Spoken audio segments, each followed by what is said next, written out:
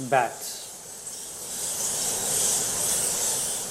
India has around 120 species of these flying mammals, and most of the time they go unnoticed. This is the story about a humble sanctuary in the state of Karnataka called Bhimgarh and the amazing secret it holds.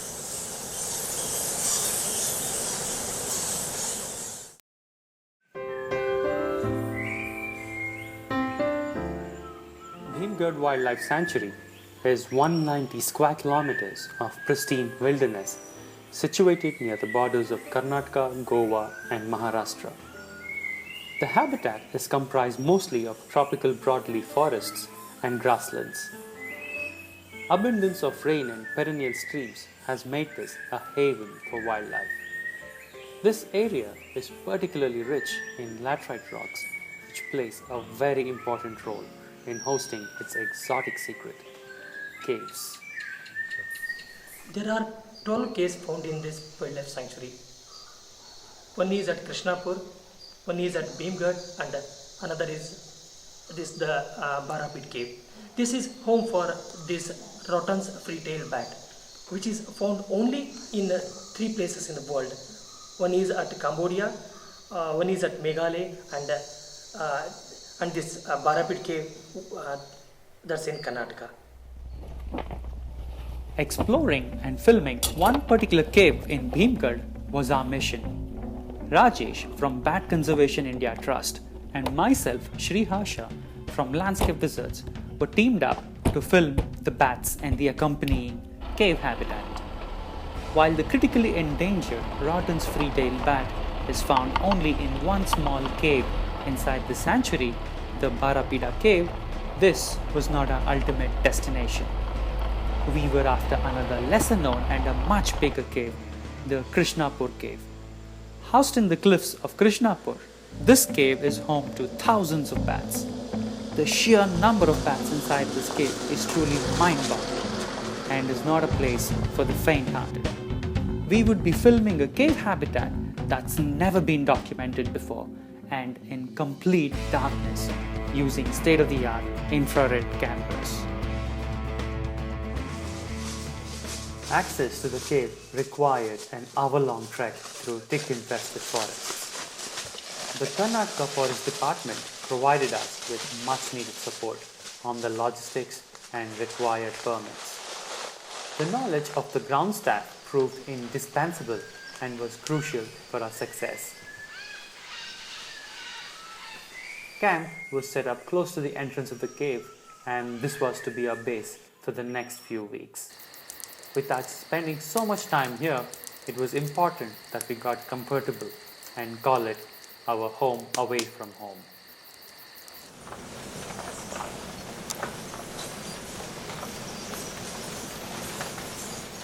The cave is not a pleasant place by any sorts. It is approximately 450 feet in length from the beginning till the end, with 3 different chambers: an entrance chamber, a lower chamber, and a much bigger upper chamber.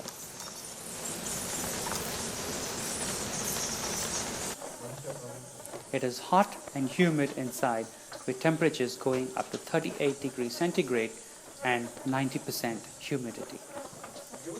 Bats are not known for their cleanliness, and with thousands of them flying overhead, personal hygiene was something that had to be conveniently forgotten. There is a constant shower of bat excrements called guano. It literally rains bat shit and piss inside. On a hot day, the guano stench can travel quite a distance, even within the forest, and can be quite overpowering. Our time inside was strongly limited by this one factor alone, and headaches and nausea were common. We had to cover our heads with shower caps to avoid getting the guano in our hair, and wear face masks to minimize inhaling the pathogens breeding on the guano. But the guano, as disgusting as it is, molds the habitat and forms the base of a unique ecosystem. Guano covers the entire cave floor and accumulates into gigantic heaps towering over 20 feet in height. This nitrogen-rich guano was at one time an excellent source of manure for the local agrarian community. Yearly expeditions were once organized to harvest this valuable fertilizer. Villagers came in hundreds with little regards to their personal safety and inconsiderate to the damages they caused to this fragile habitat. Thankfully, this guano harvest has now been stopped by the forest department, and the cave once again belongs to the bats.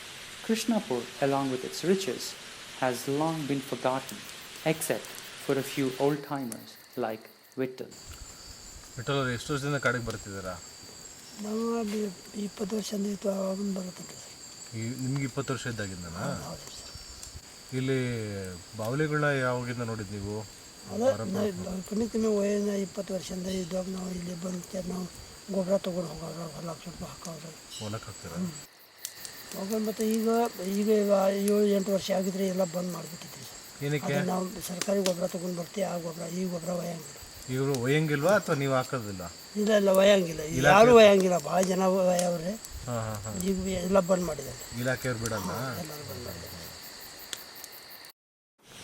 The cave houses at least 11 different species of bats, with each species occupying a specific section. Identifying their spread proved to be virtually impossible given the dark conditions and the huge numbers. However, the solution to this challenge lay not in studying the roof, but rather examining the guano deposits on the floor. The upper chamber of the cave is where the insect-eating bats thrive.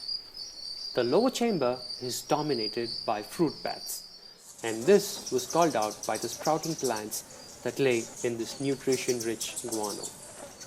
Fruit bats are excellent at dispersing seeds, and some seeds obviously made their way into the cave. There is only so much this fertile guano can do for these germinating seeds. With no sunlight to power their growth, these unfortunate pods soon wither away in the dark. Given the huge number of individuals in the cave, interpersonal rules and coordination amongst the different colonies play a very important role. This coordination is put to test every day at sunset when all the individuals have only one thing on their mind.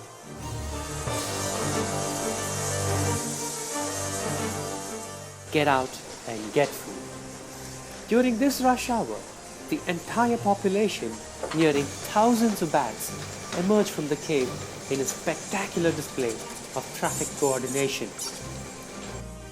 The first to exit are the insect bats from the upper chamber, emerging when the insects are most active in the evening. These individuals fly straight into the foliage, sticking close to the ground, looking out for tasty morsels. The forest is soon reverberating with the cacophony of bats clicking their way around, using echolocation to dodge obstacles and hunt prey. The fruit bats emerge next, and they, unlike the insect bats, fly above the canopy to feed on ripe fruits. How far these bats fly through the night still remains a mystery.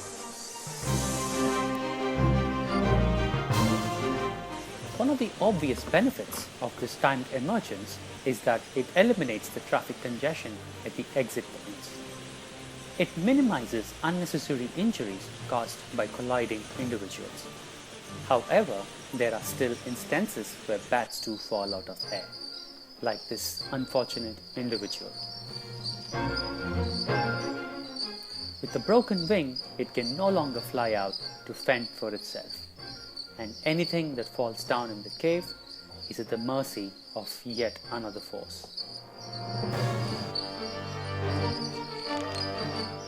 Cockroaches.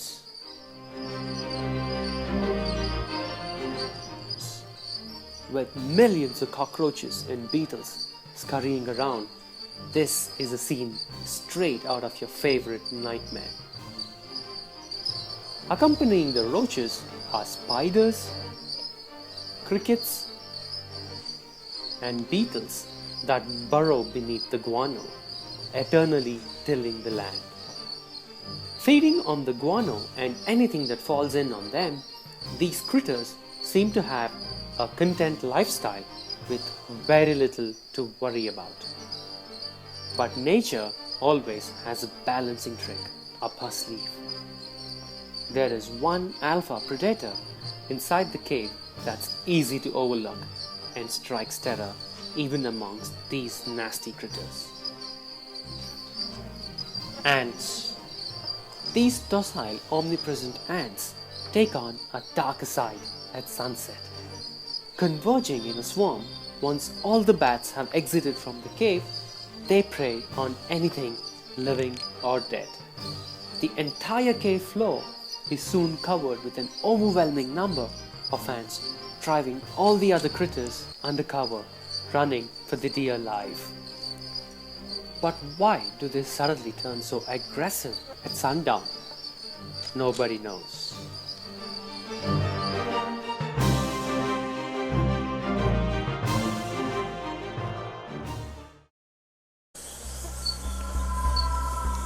With so many fascinations inside, there is yet another surprise.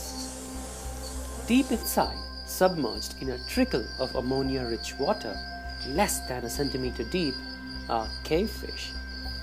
Isolated in this ecosystem, the fish, most probably of the Suchitra genus, seems to defy all odds for just surviving in this hostile location. There is barely enough water to keep the fish submerged, and ammonia in water is not healthy. At these levels, most regular fish die. Yet, there seems to be a healthy community of these fish thriving inside. The diet and life cycle of this curious fish is still unknown, adding an extra flavor to complement the richness of this amazing habitat. The team also came across a common crate lurking near the mouth of the cave, probably to hunt unsuspecting bats. Among the other creatures also spotted inside the cave was an Indian field mouse, foraging on beetles and cockroaches hiding behind the crevices. There was also the unexpected sighting of a Bengal monitor lizard, probably trying to prey on roosting bats. A few crabs were also sighted near the water trickle. The biodiversity of this area is immense, but we still do not understand it completely. One danger about it is we never know what we lose when something goes missing. ಇಲ್ಲಿ ಎಷ್ಟು ಥರ ಜಾತಿ ಇದ್ದಾವೆ ಬ್ಯಾಟ್ಗಳು ಬಾವಲಿಗಳು? ಅದು ಸಣ್ಣ ಅದಾವ್ರಿ, ಅದು ದೊಡ್ಡ ನೋಡಿದ್ರಿ ಸರ್ ಒಳಗೆ ಅಂದರೆ. ದೊಡ್ಡದು ಅಂದ್ರೆ ಎಷ್ಟು ದೊಡ್ಡದು? ದೊಡ್ಡ ಅಂದ್ರೆ ಇಷ್ಟು ದೊಡ್ಡ ಅಷ್ಟಕ್ಲ ಅದು ನೋಡಿದ್ರೆ ಅದು ಆ ಕಡೆ ಹೋಗಿದ್ರೆ ಮತ್ತು ಈಗ 20 ವರ್ಷ ನಾವು ಬಂದಿಲ್ಲ ರೀ ಸರ್ ಇಲ್ಲಿ. 20 ವರ್ಷ ಆಗಲಿದೆ ಅದು ನೋಡಿದ್ರಿ ಸರ್ ಅಲ್ಲಿ. ಮತ್ತು ಈಗ ಆ ಕಡೆ ಎಲ್ಲಿ ಹೋಗಿದ್ರೆ ಮತ್ತು ಆ ಕಡೆ ಹೋಗಿದ್ರೆ ನಾವು ನೋಡಿಲ್ಲ ರೀ. The biodiversity of this area is immense, but we still do not understand it completely. While filming the cave was not easy, the learnings derived out of this expedition made it all worthwhile.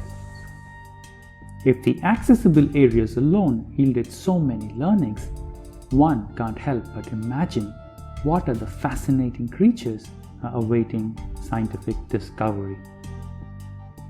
There is a lot resting on these dedicated forest watchers to safeguard this treasure.